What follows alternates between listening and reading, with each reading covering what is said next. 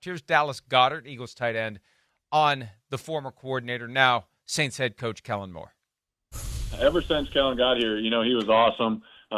He did a great job leading the room when he was in there. I expect him to be a great head coach in this league. I talked to him after the Super Bowl and gave him my spiel on why he should come back and run it back with us one more year, but incredibly happy for him and awesome opportunity for him. But he did a great job ever since he got in the building.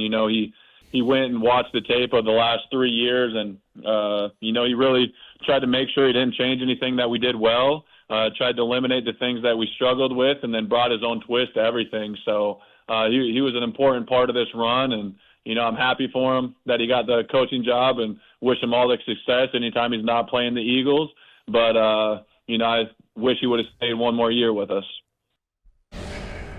Yeah, Nick Sirianni said after the Super Bowl win, he was trying to talk him into coming back for one more year. And this is the personal preference. This is the my window's open, I better jump through it while it is, versus the calm and the confidence that Ben Johnson had to wait for the right job. And maybe this is the right job. We had the discussion before we went to New Orleans about how the Saints' job maybe doesn't fall into the category of another dysfunctional team looking for a new coach, and they're going to be doing it again. If you take that job, you're the next guy to get fired in 2 or 3 years. In New Orleans, it might be different. Now they've got some work to do.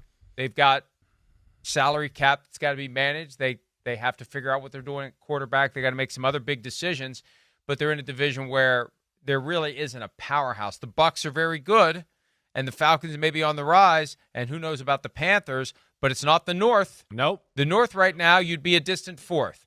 In the South with the Saints, who knows? So, bottom line, Kellen Moore decided not to wait. Every guy that's an assistant coach wants to be a head coach. Everyone. There aren't many that say, I'm good here. And even if they say, I'm good here, and you say, here's the job. Look at the here. Look at all the zeros after that number. Look at page 2. Yeah. See that there? Are you sure?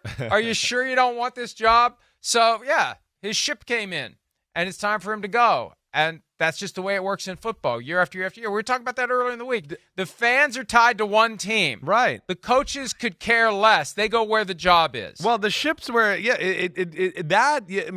also, too, to what we talked about yesterday, and I know you wrote an article about this.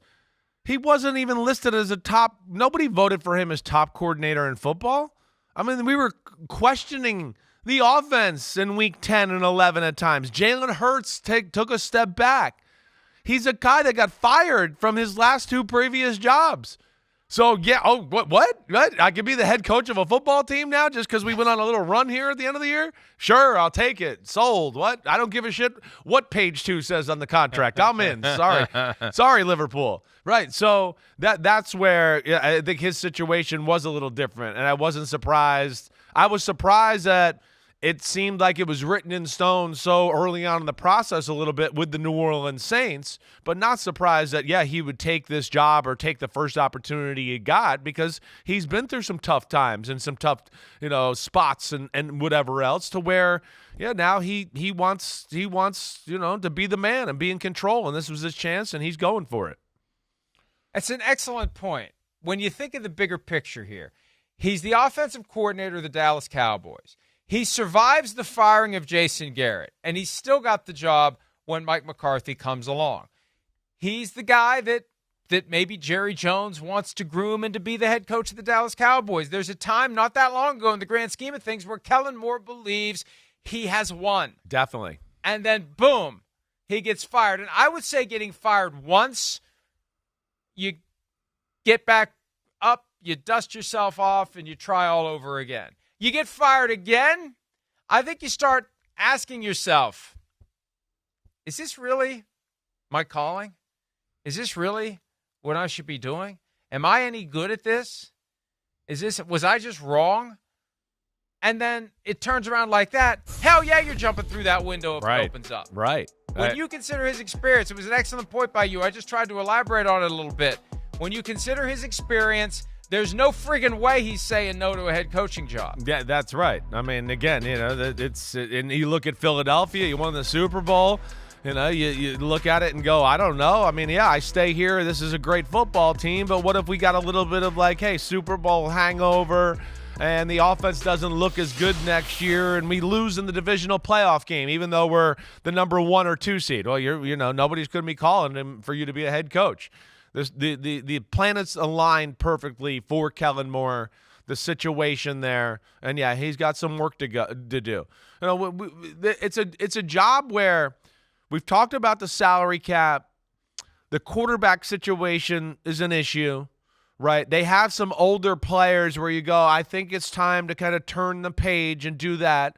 But they do have some young guys too, a few offensive linemen, a few young defensive linemen, some guys in the secondary, Chris Olave and Rashid Shaheed, a receiver, where you go, hey, there's some young pieces there that you can jump on with here, and they could be successful.